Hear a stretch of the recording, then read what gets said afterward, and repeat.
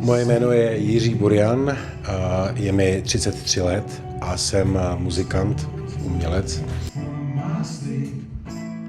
Já jsem vyrůstal v zahraničí, vyrůstal jsem na ostrově Malta, kde jsem chodil do anglické školy, takže jsem se učil v jiném jazyce a hodně jsem cestoval.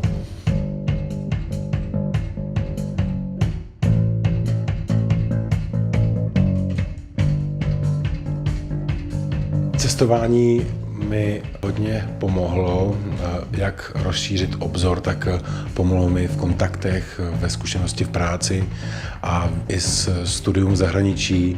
Si myslím, že mělo pro mě zásadní vliv na moji tvorbu a na psaní textů v angličtině, na moji mluvenou angličtinu a myslím si, že cestovat a poznávat je určitě klíč k věčnému mládí. Co se týče nezaměstnanosti, tak myslím, že je to opravdu velký problém v dnešní době.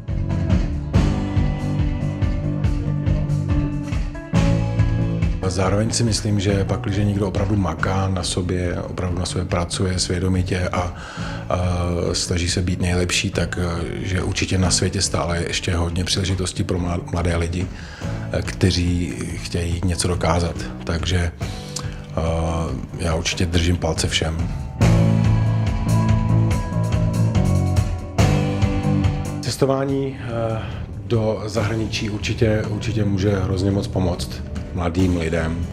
Nazbírat nové zkušenosti, nazbírat kontakty a myslím si, že si můžeme všichni vážit toho, že žijeme ve svobodné zemi relativně, kdy můžeme opravdu cestovat a studovat v jakékoliv zemi, pomalu si vybereme.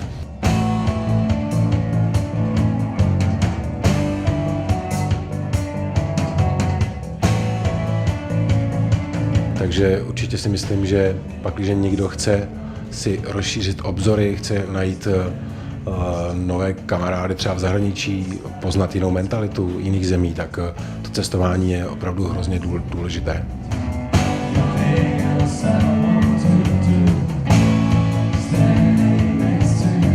Těch slov si myslím, že je několik.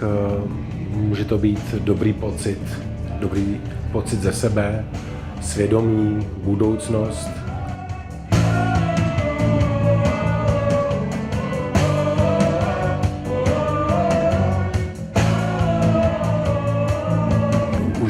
Užívat si prostě ten život s těmi možnostmi, které máme.